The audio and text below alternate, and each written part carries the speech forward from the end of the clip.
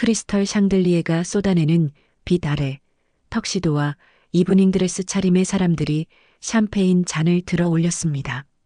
서울 강남 한복판 미슐랭 3스타 레스토랑 모나크는 오늘 밤 자선 만찬으로 가득 차 있었습니다.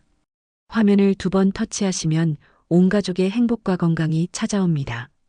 이야기는 계속됩니다. 구독, 좋아요 부탁드립니다. 아프리카 어린이들을 위한다는 명목이었지만 실상은 재벌가와 정치인들의 사교 무대에 가까웠습니다. 나영은 트레이를 든 채 테이블 사이를 미끄러지듯 지나갔습니다. 34세, 8년 차 웨이트리스. 검은색 유니폼에 머리를 단정하게 올린 그녀는 익숙한 몸놀림으로 손님들 사이를 누볐다. 웃음소리, 향수 냄새, 그리고 돈의 냄새가 뒤섞인 공간이었습니다. 7번 테이블, 샤토마고 2015. 주방장의 지시에 나영은 고개를 끄덕이고 와인을 들었습니다. 병 하나에 500만 원이 넘는 와인. 손에 땀이 배었습니다. 7번 테이블은 오늘 밤 가장 눈에 띄는 자리였습니다. 재벌 2세 CEO 박민수와 그의 아내 유진이 앉아 있었습니다. 유진, 38세. 서울대학교 교수 출신 아버지와 법조인 어머니 사이에서 태어나 명문대를 나와 재벌가로 시집간 여자. 흰 피부, 날렵한 턱선, 에르메스 드레스. 그녀의 모든 것이 완벽을 말하고 있었습니다. 나영은 테이블 옆에 섰습니다. 샤토마고 2015 나왔습니다. 유진은 대화를 이어가며 손만 살짝 들어 잔을 내밀었습니다. 나영은 조심스럽게 와인을 따르기 시작했습니다. 그때였습니다. 유진 옆에 앉은 남자가 갑자기 팔을 뻗으며 웃었습니다. 그의 팔꿈치가 나영의 손목을 스치며 와인병이 기울어졌습니다. 붉은 액체가 유진의 드레스 소매로 튀었습니다. 순간 시간이 멈춘 듯 했습니다. 뭐야? 유진이 벌떡 일어났습니다. 죄송합니다. 나영은 재빨리 냅킨을 꺼내 다가갔지만 유진은 손을 휘둘렀습니다. 건드리지 마. 이거 에르메스야, 에르메스? 이게 얼마짜리인 줄 알아? 정말 죄송합니다. 제가 바로 처리하겠습니다. 처리? 너 같은 애가 뭘 처리해? 이거 못 입게 됐잖아. 유진의 목소리가 점점 커졌습니다. 주변 사람들이 수군거리기 시작했습니다. 나영은 어쩔 줄 몰라 하고 있었습니다. 손님, 저희가 클리닝 비용을 모두. 클리닝? 이건 클리닝으로 안 돼. 너 이거 얼마짜리인지 알기나 해? 너희 월급 몇 달치야? 매니저가 급히 다가왔습니다. 정말 죄송합니다, 손님. 저희가 책임지고. 하지만 유진은 멈추지 않았습니다. 그녀의 눈이 나영을 훑었습니다. 위에서 아래로 마치 물건을 보듯. 에휴, 진짜. 요즘 여기 사람 관리가 왜 이래? 아무나 다 뽑아? 나영의 손이 떨렸습니다. 냅킨을 쥔 손가락이 하얗게 질렸습니다. 어디서 일하다 왔는데 이렇게 서툴러? 동남아 어디? 필리핀? 베트남? 주변이 조용해졌다. 유진의 옆에 앉은 여자들이 키득거렸습니다. 아니면 아프리카? 오늘 자선 행사가 아프리카 어린이들 위한 거잖아. 딱 어울리네. 웃음소리가 터졌습니다. 나영은 고개를 숙인 채 서 있었습니다. 손에 든 냅킨이 구겨졌습니다. 가슴속에서 무언가가 끓어올랐습니다. 분노가 수치심이, 그리고 다른 무언가가. 매니저가 나영의 팔을 잡으려 했습니다.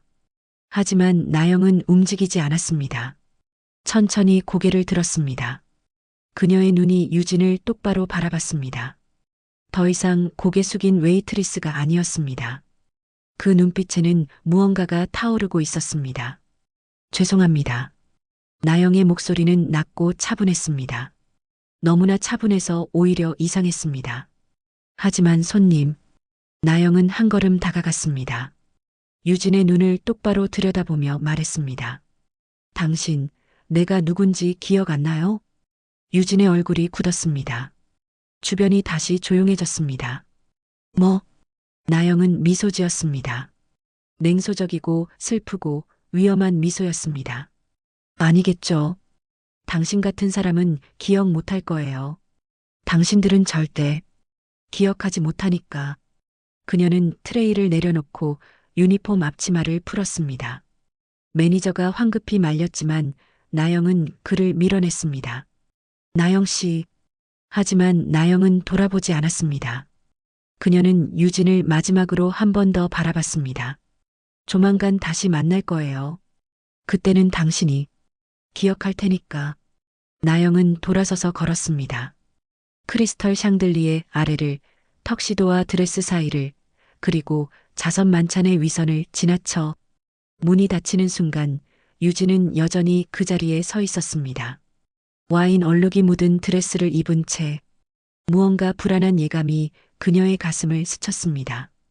밖은 차가웠습니다. 나영은 골목 모퉁이에 기대어 숨을 내쉬었습니다.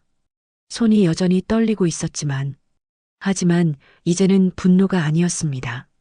결심이었습니다. 그녀는 주머니에서 낡은 사진 한 장을 꺼냈습니다. 어린 소녀 둘이 웃고 있는 사진. 한 명은 나영이었습니다. 그리고 다른 한 명은 이제 시작이야. 나영은 사진을 다시 주머니에 넣고 밤거리로 걸어 들어갔습니다. 강남의 네온 사인이 그녀의 뒷모습을 삼켰습니다. 2014년 12월 24일 크리스마스 이브. 경기도 용인 청운장. 재벌가의 별장은 겨울밤에도 화려했습니다. 정원의 조명들이 눈 덮인 소나무를 비추고 저택 안에서는 클래식 음악이 흘러나왔습니다. 박민수 회장의 아들 민수와 그의 약혼녀 유진이 주최하는 약혼 파티였습니다. 재벌가, 정치인, 유명 인사들이 모여들었습니다.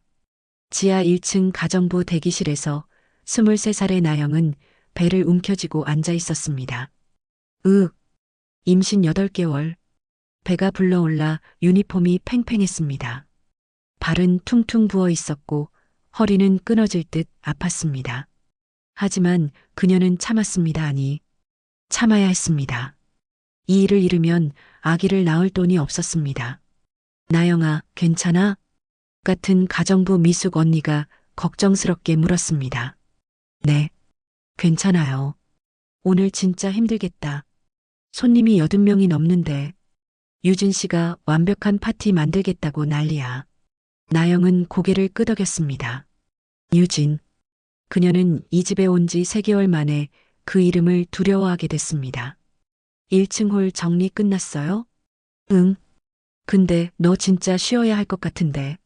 얼굴이 너무... 괜찮아요. 나영은 일어섰습니다. 현기증이 왔지만 벽을 짚고 버텼습니다. 파티는 화려했습니다. 샴페인 타워, 캐비어, 카나페, 생 오케스트라. 유진은 흰색 드레스를 입고 손님들 사이를 누볐습니다. 완벽한 미소, 완벽한 자세, 완벽한 말투. 그녀는 태어날 때부터 이 자리를 위해 준비된 사람 같았습니다. 나영. 주방에서 책임 가정부 정숙의 목소리가 들렸습니다. 2층 서재 정리해. 민수 회장님 아버지가 거기서 회의하신대. 빨리. 네. 나영은 트레이를 들고 2층으로 올라갔습니다. 계단을 오르는 게 고문이었습니다. 배가 조이고 허리가 욱신거렸습니다. 하지만 참았습니다. 2층 복도는 조용했습니다. 파티 소음이 멀게 들렸습니다. 나영은 서재 문을 열고 들어갔습니다. 회의가 끝난 뒤였는지 빈 잔들과 재떨이가 어지럽게 놓여 있었습니다. 그녀는 무릎을 꿇고 정리를 시작했습니다. 그때였습니다. 갑자기 배가 조였습니다. 날카로운 통증이 허리를 타고 올라왔습니다. 나영은 트레이를 떨어뜨렸습니다. 잔이 바닥에 깨지며 요란한 소리를 냈습니다. 식은땀이 흘렀습니다. 손이 떨렸습니다. 배 아래쪽이 뜨겁고 축축했습니다. 양수였습니다. 안 돼. 나영은 벽을 짚고 일어서려 했습니다. 하지만 다리에 힘이 들어가지 않았습니다. 다시 통증이 왔고 이번엔 더 강했습니다. 으악! 비명이 터져 나왔습니다. 복도에 발소리가 들렸습니다. 문이 벌컥 열고 유진이 들어왔습니다. 뭐야, 이 소리가. 유진은 바닥에 깨진 유리와 나영을 보았습니다. 얼굴이 일그러졌습니다. 미친. 지금 파티 중이야. 손님들 다 들리잖아. 죄송해요. 나영은 배를 움켜쥐었습니다. 다시 통증이 왔습니다. 저 좀 도와주세요. 아기가. 유진의 표정이 굳었습니다. 그녀는 복도를 둘러봤습니다. 아래층에서 웃음소리가 들렸습니다. 오케스트라가 바이올린 협주곡을 연주하고 있었습니다. 지금, 네. 양수가, 미쳤어? 유진은 문을 닫았습니다. 나영에게 다가오는 게 아니라 문을 닫았습니다. 손님들한테 들리면 어떡해? 내 약혼 파티 망칠 거야? 병원에. 시끄러워. 유진은 다시 복도를 확인했습니다. 누군가 올라오는 소리가 들렸습니다. 그녀는 재빨리 서재 문을 잠갔습니다. 딸깍. 잠깐만 여기 있어. 소리 내지 마. 파티 끝나면 처리해 줄게. 네. 안 돼요. 제발. 나영은 기어가려 했습니다. 하지만 유진은 이미 문 밖으로 나가 있었습니다. 유진 씨, 여기 계셨네요. 민수 씨가 찾으세요. 밖에서 누군가의 목소리가 들렸다. 아, 네. 지금 갈게요. 유진의 목소리는 다시 밝아졌습니다. 마치 아무 일도 없었다는 듯. 발소리가 멀어졌습니다. 나영은 혼자였습니다. 서재는 조용했습니다. 너무 조용했습니다. 바깥에서는 음악과 웃음소리가 들렸지만 이 방은 세상과 단절된 것 같았습니다. 으아. 통증이 계속 왔습니다. 점점 더 자주, 더 강하게. 나영은 책상을 붙잡고 버텼습니다. 휴대폰을 꺼내려 했지만 주머니가 비어 있었습니다. 대기실에 놓고 온 게 분명합니다. 제발, 누구? 그녀는 문을 두드렸습니다. 하지만 소리는 두껍고 무거운 문에 막혀 복도로 나가지 못했습니다. 시간이 흘렀습니다. 얼마나 흘렀는지 알 수 없었습니다. 통증만이 시간을 알려줬습니다. 한 번, 두 번, 세 번.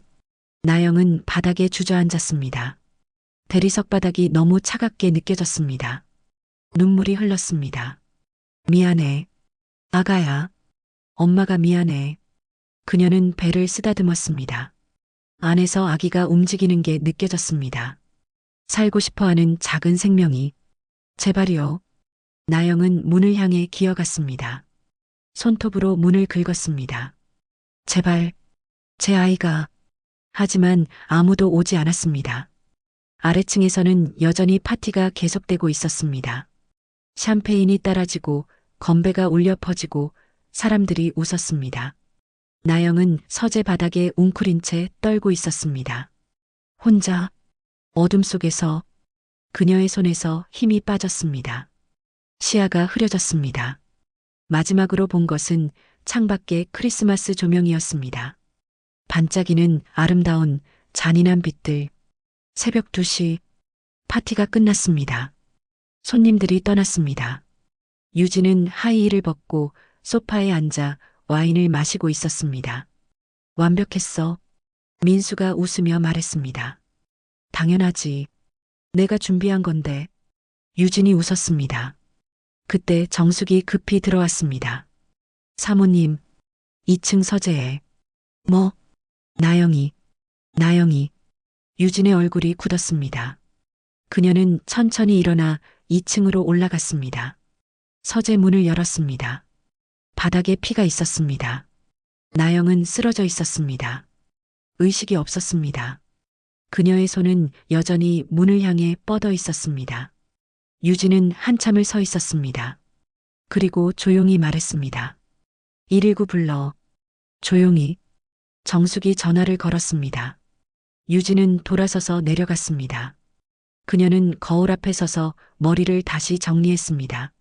립스틱을 고쳤며 미소 지었습니다. 완벽한 미소. 나영은 과거 10년 전 그날의 일이 어제 일처럼 또렷했습니다. 잊을 수 없는 얼굴 그 여자.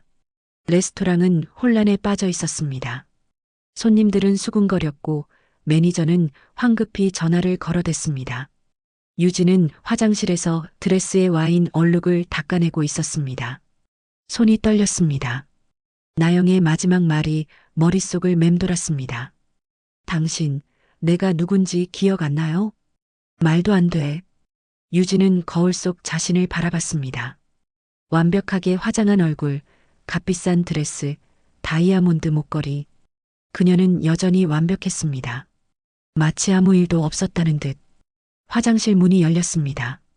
매니저가 조심스럽게 들어왔습니다. 사모님, 죄송하지만, 뭐, 경찰이 왔습니다. 유진의 손이 멈췄습니다. 경찰? 왜?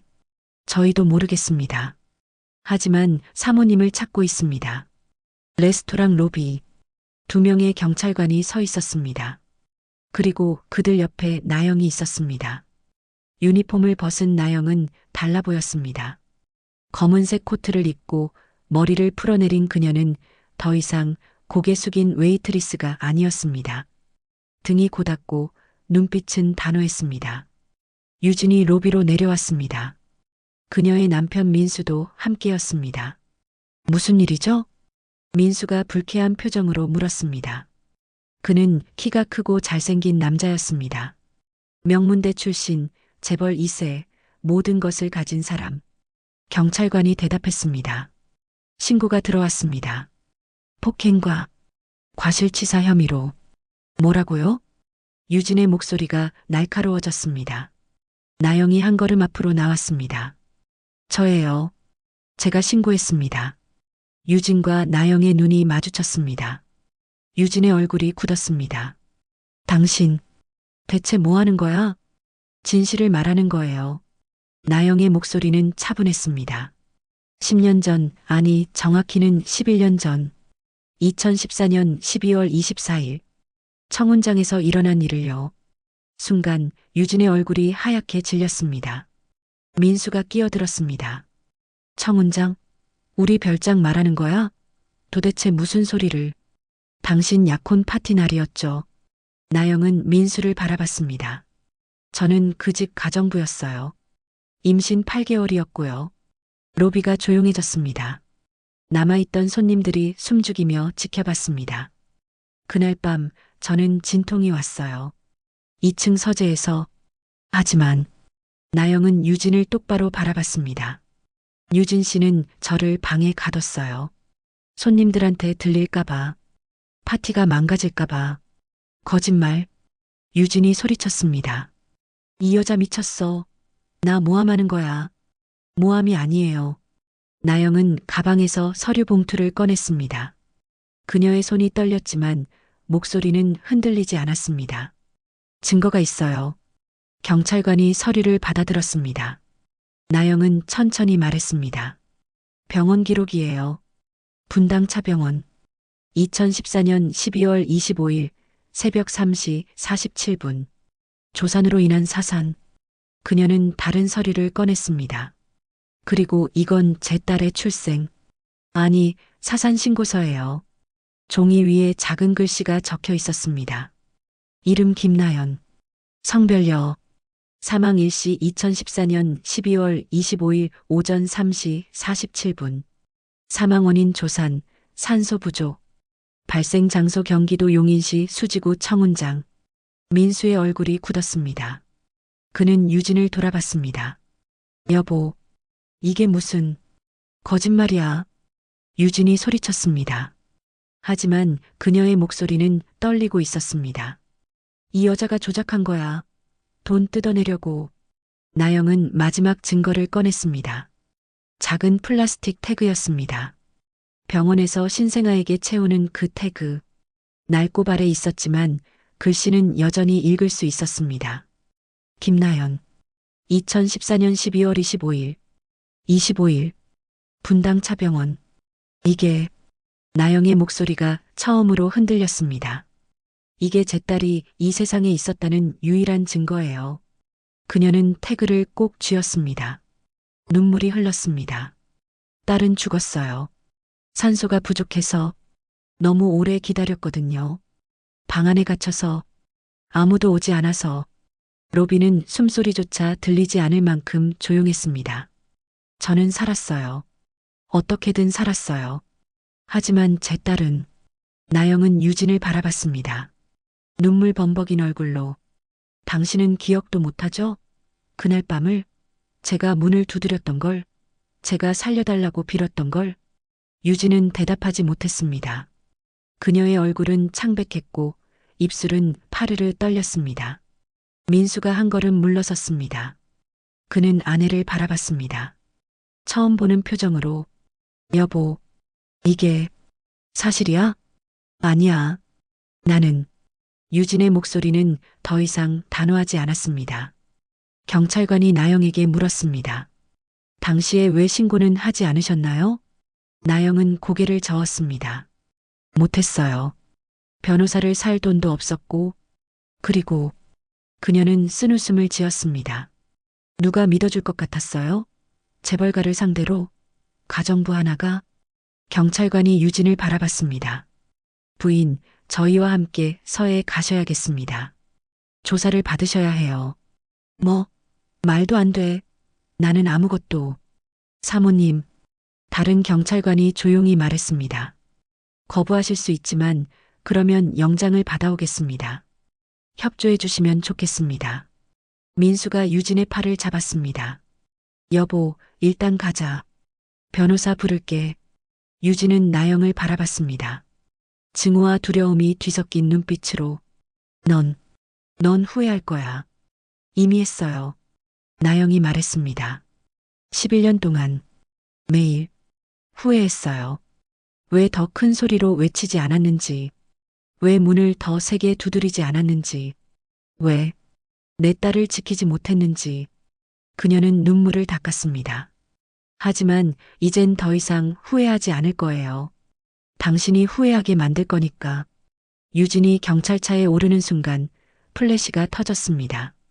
어디선가 기자들이 나타났습니다. 카메라가 돌아갔고 마이크가 쏟아졌습니다.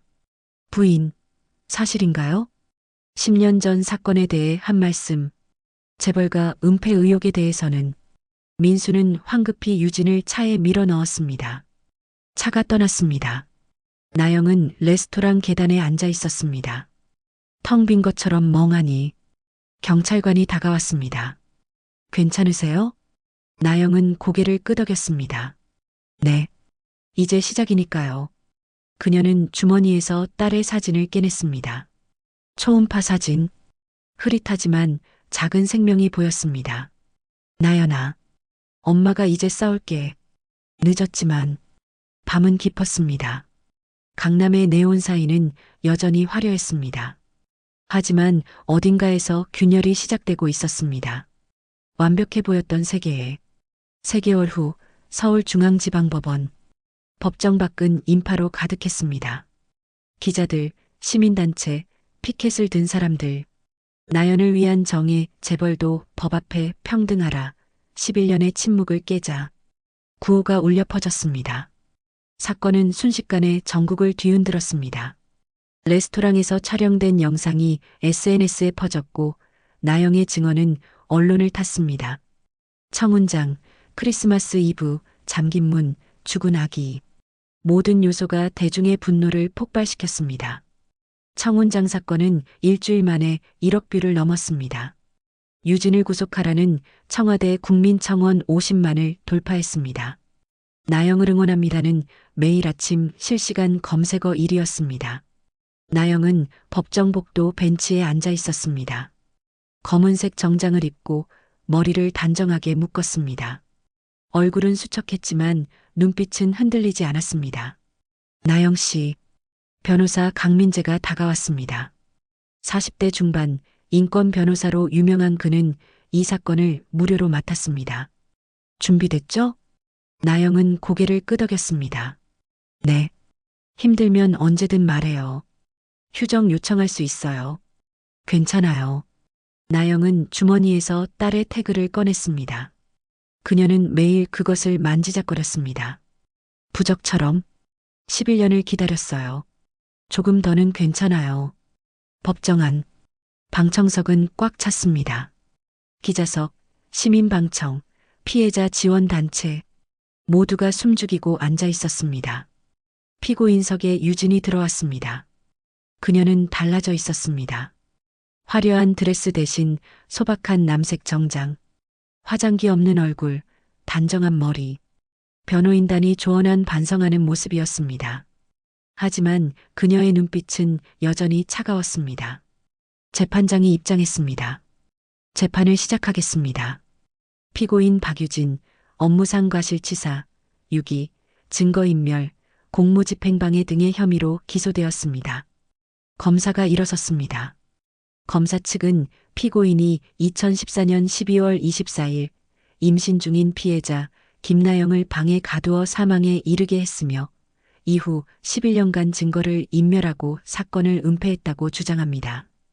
유진의 변호사가 반박했습니다. 피고인은 당시 방에 가둔 사실이 없으며 피해자가 스스로 문을 잠갔을 가능성이 있습니다. 또한 구조조치를 취했으므로 과실이 없습니다. 강민재 변호사가 일어섰습니다. 그렇다면 증인을 신청하겠습니다. 첫 번째 증인 정숙 전 청운장 책임 가정부 60대 여성이 증인석에 앉았습니다. 그녀는 떨리는 목소리로 증언했습니다. 그날 밤 사모님이 2층에 올라갔다 내려왔어요. 그리고 저한테 말했어요. 나영이 2층 서재에 있는데 조용히 하라고 전해. 파티 끝날 때까지. 문을 잠갔나요? 네. 확실히 들었어요. 딸깍 소리를. 방청석이 웅성거렸다. 유진의 변호사가 반박했습니다. 증인은 직접 보지 못했습니다. 추측일 뿐입니다. 증거가 있습니다. 검사가 서류를 제출했습니다. 청운장 출입 기록입니다. 2층 서재는 전자식 도어락이 설치되어 있었고 당일 밤 11시 37분에 외부에서 잠금 처리되었습니다. 해제는 새벽 2시 15분. 누가 잠갔는지는 피고인 박유진의 지문이 도어락에서 검출되었습니다. 법정이 술렁였습니다. 유진의 얼굴이 창백해졌습니다.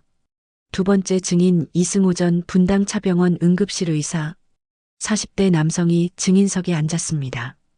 저는 2014년 12월 25일 새벽 김나영 씨를 담당했습니다. 환자의 상태는 어땠습니까? 매우 심각했습니다. 양수가 파열된 지 최소 3시간 이상 경과했고 태아는 이미 심박이 없었습니다. 산모도 출혈과 쇼크로 위험한 상태였습니다. 만약 더 빨리 병원에 왔다면? 의사는 잠시 침묵했다. 살릴 수 있었습니다. 아기를.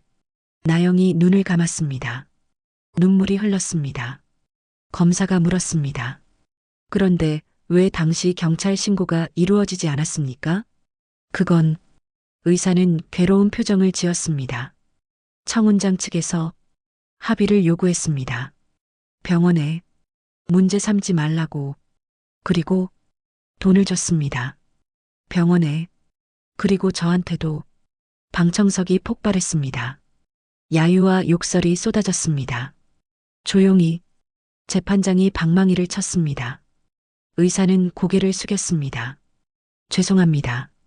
저는 겁쟁이였습니다. 세 번째 증인 최영석 전 용인 동부경찰서 경위 50대 남성이 증인석에 앉아 있었습니다. 그는 땀을 흘리고 있었습니다. 검사가 물었습니다. 당신은 2014년 12월 25일 청운장 사건을 담당했습니까? 네. 왜 사건을 은폐했습니까? 답변하십시오. 돈을 받았습니다. 방청석이 다시 술렁였습니다. 박민수 회장의 비서로부터 2천만 원을 그리고 사건을 가정 내 조산사고로 처리하라는 지시를 받았습니다. 누구의 지시입니까? 위에서 경찰청 간부로부터. 법정이 아수라장이 되었습니다. 기자들이 카메라를 들었고 시민들이 소리쳤습니다. 재벌 유착? 경찰 부패. 이게 나라냐? 재판장이 몇 번이고 방망이를 쳤습니다. 피해자 진술. 나영이 증인석에 섰습니다. 그녀는 떨리는 손으로 물잔을 잡았습니다. 검사가 조심스럽게 물었습니다. 나영 씨, 그날 밤을 기억하십니까? 나영은 눈을 감았습니다. 그리고 천천히 입을 열었습니다. 기억해요. 모든 걸 매일 꿈에 봐요. 말씀해 주시겠어요? 문을 두드렸어요. 손이 피가 날 때까지 소리쳤어요. 목이 쉴 때까지. 하지만 아무도 오지 않았어요. 그녀의 목소리가 떨렸습니다. 제 딸이 죽어가는 걸 느꼈어요. 뱃속에서 점점 약해지는 걸. 그런데 전 아무것도 할 수 없었어요. 눈물이 흘렀습니다. 크리스마스 음악이 들렸어요. 조이 투 더 월드. 사람들이 웃고 있었어요. 바로 밑에서 그 후는요? 깨어났을 때 병원이었어요.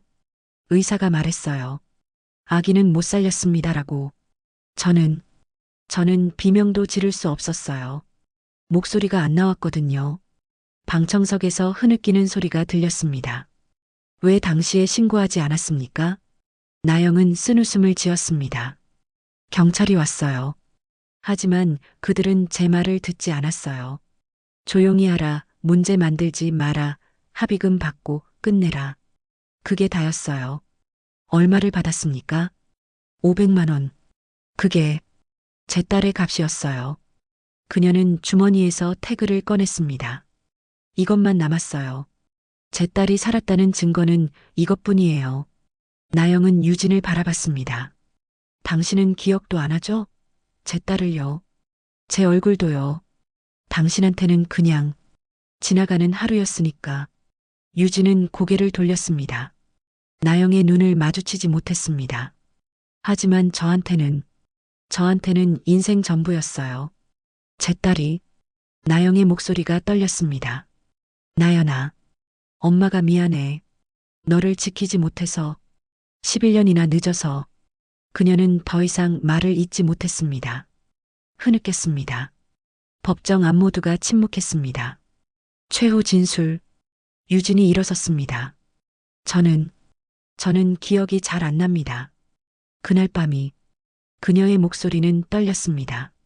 하지만 만약 제가 정말 문을 잠갔다면 그건.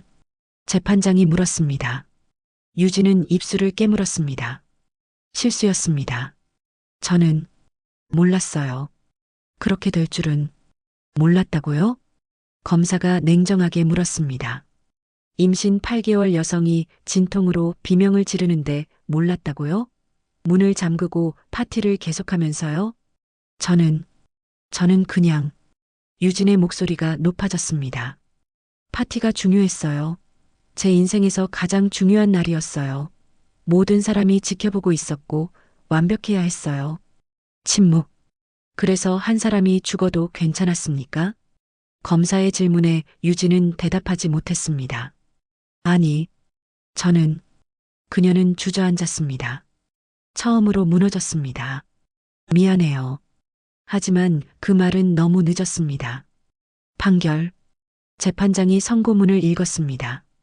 피고인 박유진은 업무상 과실치사, 유기치사, 증거인멸, 공무집행방해, 뇌물공여 등의 혐의로. 법정이 숨죽였습니다. 무기징역을 선고한다. 폭발적인 함성이 터졌습니다. 박수, 환호, 울음. 방청석이 들썩였습니다. 유진은 얼어붙었습니다. 그녀는 변호사를 바라봤습니다. 무기징역? 무기징역이라고? 항소하겠습니다. 진정하세요. 하지만 유진은 진정할 수 없었습니다. 그녀는 나영을 바라봤습니다. 이게 내가 원한 거야? 내 인생을 망치는 게? 나영은 천천히 일어섰습니다. 유진을 똑바로 바라봤습니다. 당신이 먼저 망쳤어요. 제 인생을, 제 딸의 인생을. 한 번의 실수였어. 한 번이. 그 한 번의 실수로. 나영의 목소리가 떨렸습니다. 제 딸은 영원히 돌아오지 않아요. 유진은 무너졌습니다. 교도관들이 그녀를 부축해 일으켰습니다. 그녀는 끌려가며 계속 소리쳤습니다. 나도 피해자야. 나도. 사회가, 압박이, 모두가 나를 완벽하게 만들려고. 하지만 그 목소리는 법정을 떠나며 사라졌습니다. 법정 밖. 나영은 계단에 앉아 하늘을 올려다봤습니다. 11월의 하늘은 맑았습니다. 강민재 변호사가 다가왔습니다. 이겼어요. 나영은 고개를 끄덕였습니다. 하지만 미소 짓지 않았습니다.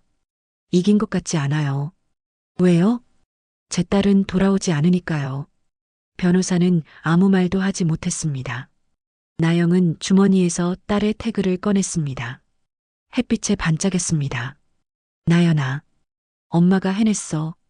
늦었지만 그녀는 처음으로 웃었습니다. 슬프고 아프고 하지만 평화로운 미소였습니다. 이제 쉬어도 돼. 엄마도 이제 쉴게. 그날 저녁 뉴스 청운장 사건, 재벌 며느리 무기징역 확정.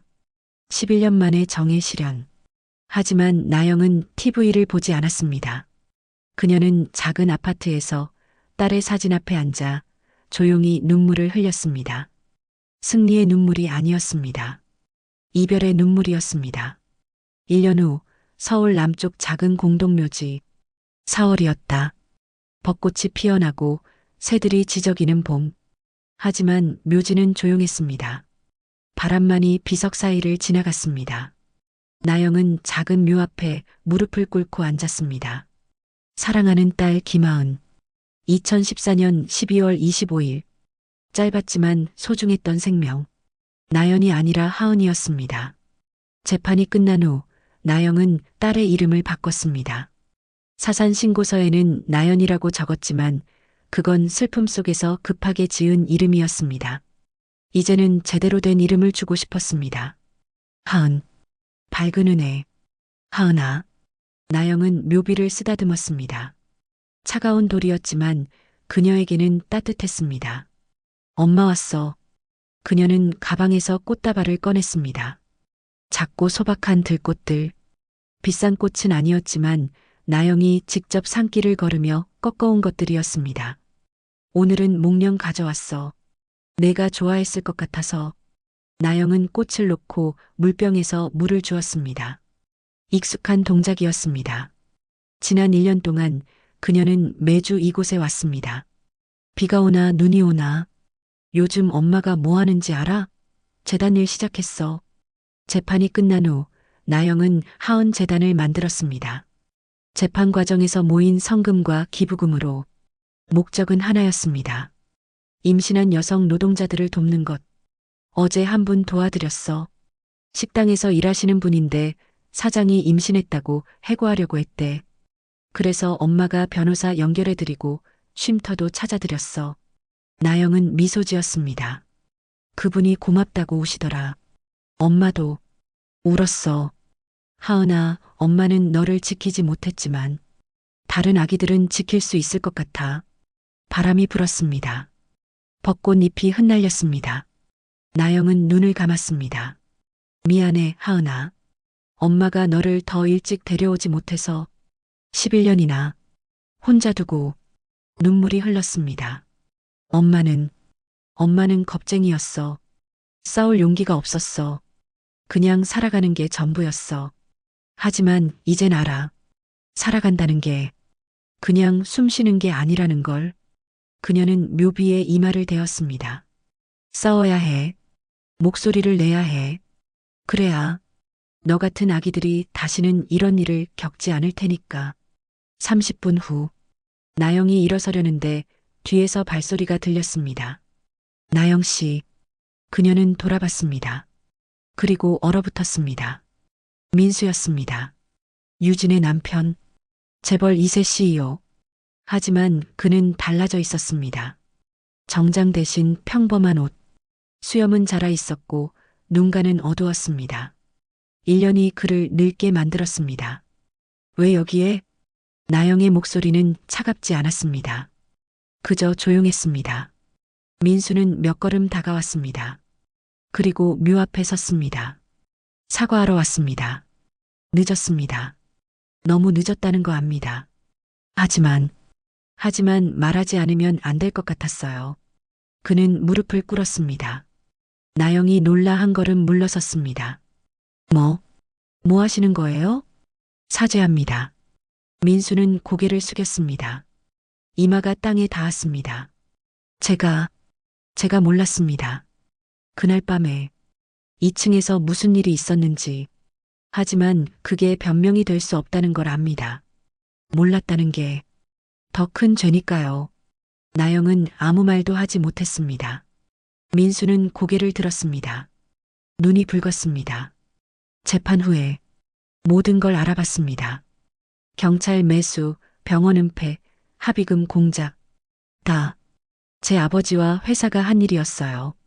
그리고 저는 아무것도 안 했어요. 의심조차 하지 않았어요.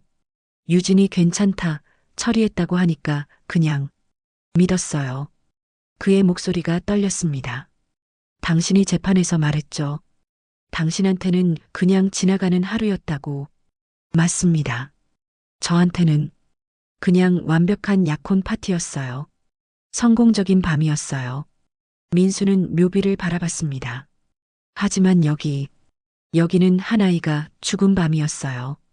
그리고 저는 모르쇠로 일관했어요. 나영은 천천히 입을 열었습니다.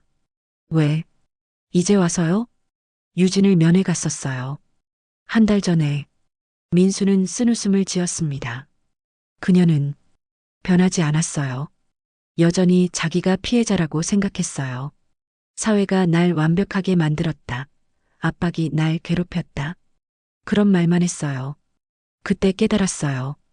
유진은 문을 잠갔지만 저는 눈을 감았다고. 그리고 그게 어쩌면 더 나쁜 일일 수도 있다고. 나영은 민수를 바라봤습니다. 증오도 용서도 아닌 눈빛으로. 당신은 뭘 원하세요? 제 용서요? 아니요. 민수는 고개를 저었습니다. 용서받을 자격이 없다는 걸 압니다. 그냥 기억하고 싶었어요. 이 아이를, 하은이를.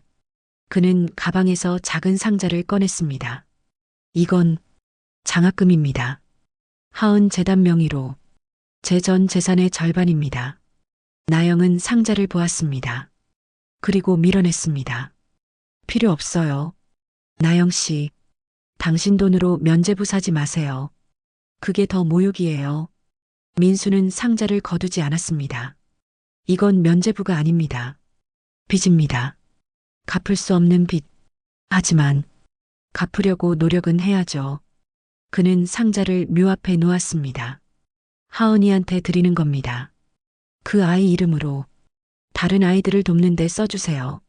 나영은 한참 동안 침묵했습니다. 그리고 천천히 말했습니다. 당신도 고통받았나요? 민수는 고개를 끄덕였습니다. 이혼했어요. 회사도 그만뒀어요. 아버지와도 연을 끊었어요. 이제 저는 그냥 민수예요. 박 회장의 아들도 CEO도 아닌. 그게 속죄가 되나요? 아니요. 민수는 솔직하게 대답했습니다. 평생 속죄해도 부족할 겁니다. 하지만 하지 않는 것보다는 낫겠죠. 나영은 묘비를 쓰다듬었습니다. 하은아, 이 아저씨 용서해 줄 수 있겠니? 바람이 불었습니다. 벚꽃잎이 둘 사이로 흩날렸습니다. 민수는 천천히 일어섰습니다. 방해해서 죄송합니다. 그리고 그는 마지막으로 묘에 절을 했습니다. 하은아, 미안해. 삼촌이 널 지키지 못해서. 그는 돌아서서 걸었습니다. 나영이 뒤에서 불렀습니다. 도연 씨. 민수가 멈췄습니다. 나영은 그의 본명을 불렀습니다. 처음으로.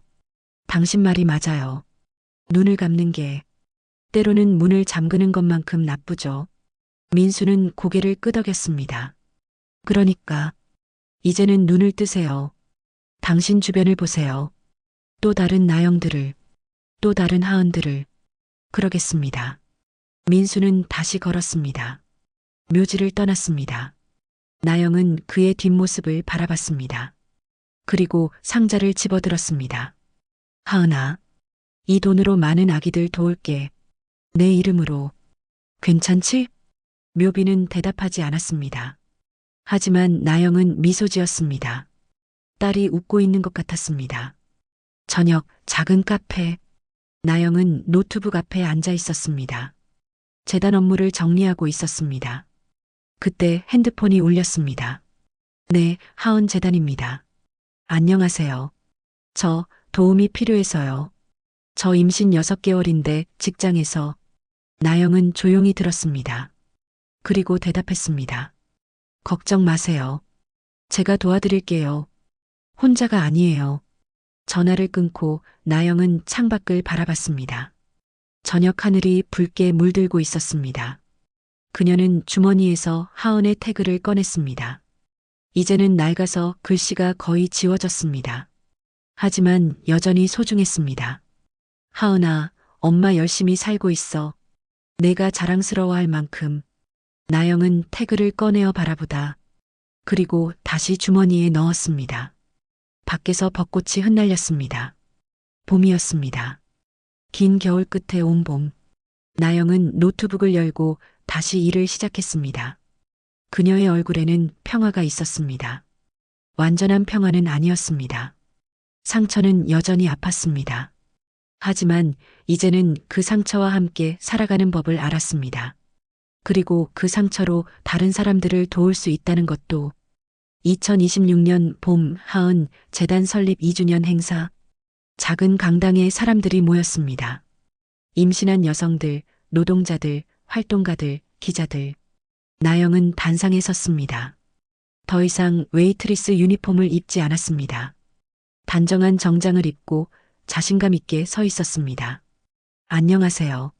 하은 재단 대표 김나영입니다. 박수가 터졌습니다. 2년 전 저는 이 자리에 설 거라고 생각하지 못했어요. 그저 살아남는 게 전부였으니까요. 그녀는 잠시 멈췄습니다.